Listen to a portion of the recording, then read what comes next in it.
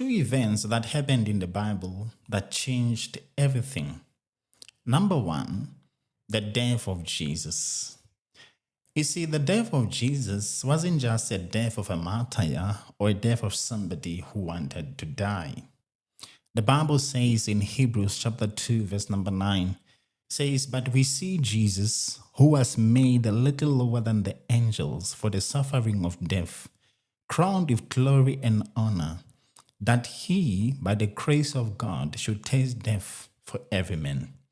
I want you to notice the closing line. He says that he, by the grace of God, should taste death for every man.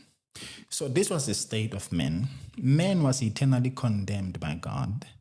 Men could not fellowship with God. Men could not have a relationship with God because of sin. But now the Bible says that Jesus Christ tasted death for every man. He died the death that every man deserved. Remember, the Bible says that the soul that sinneth shall die. So every man deserved death because of sin. Now the Bible says that Jesus Christ tasted death for every man. He died for every man. I want you to notice the language. He didn't say he died for Christians. He says he died. He tasted death for every man. He died for every man.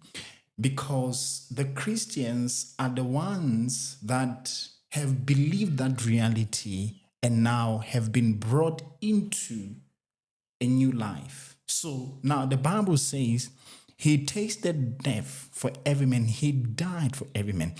In other words, Jesus Christ died for you. He paid the penalty for you. You know what that means? That means sin is no longer an issue. Sin is no longer a problem because somebody died for you. Somebody paid the penalty for sin. Like, let's make an example. In the Old Testament, men could not approach God. The Bible says in Israel, they had a temple. And now the temple had what you call the Holy of Holies. Now the Holy of Holies was the most holy place in the temple, and only the high priest could go into the Holy of Holies.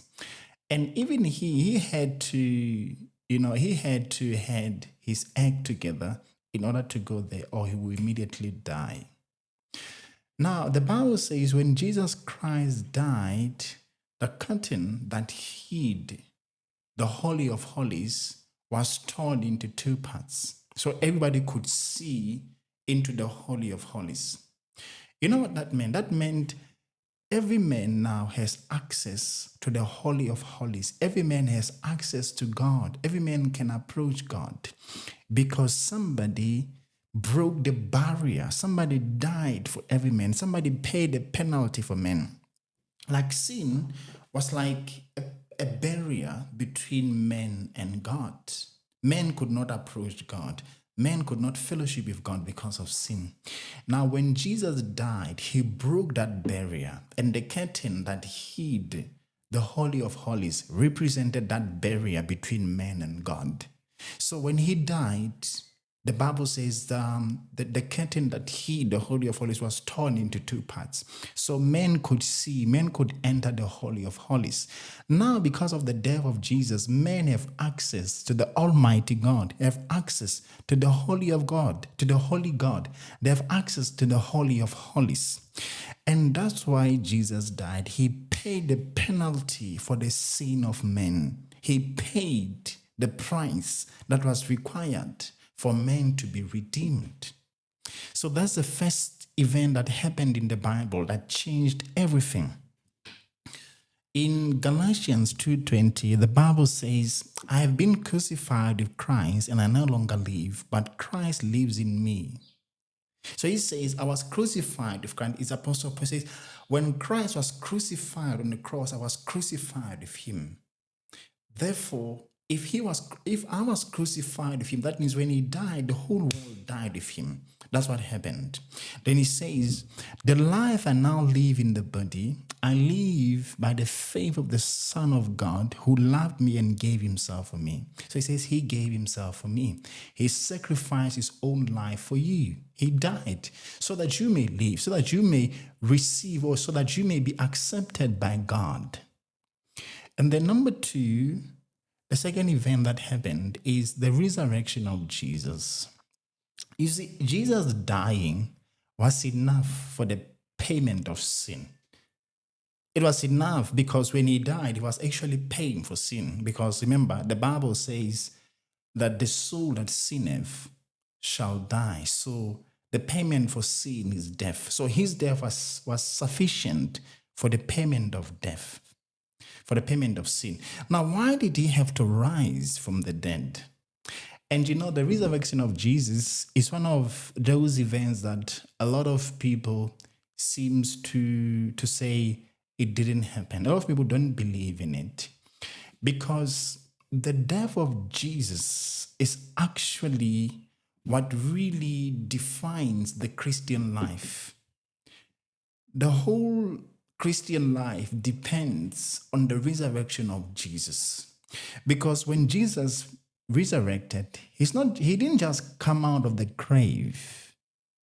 In 1 Corinthians chapter 15, verse 20 to 22, the Bible says, but Christ has indeed been raised from the dead. Right? It says, so Christ came out of the grave, he was raised from the dead.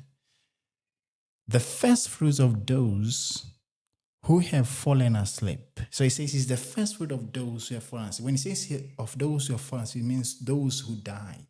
He's the first fruit among the dead. So he's the first one to come out of death. That's what he's saying. He's the first one to conquer death.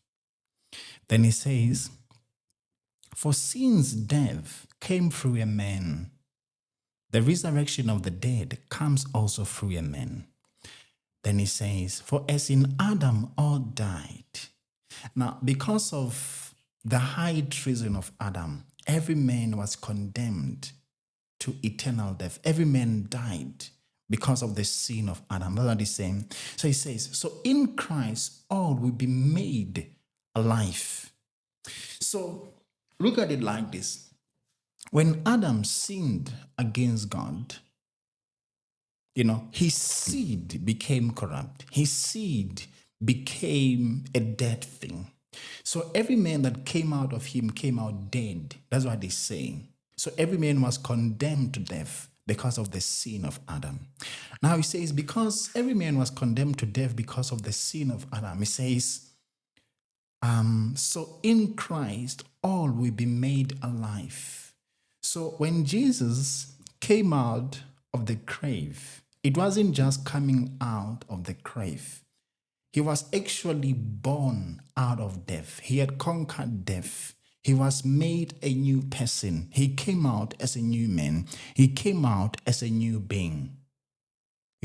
Like the Bible says, if any man be in Christ, he is a new creature.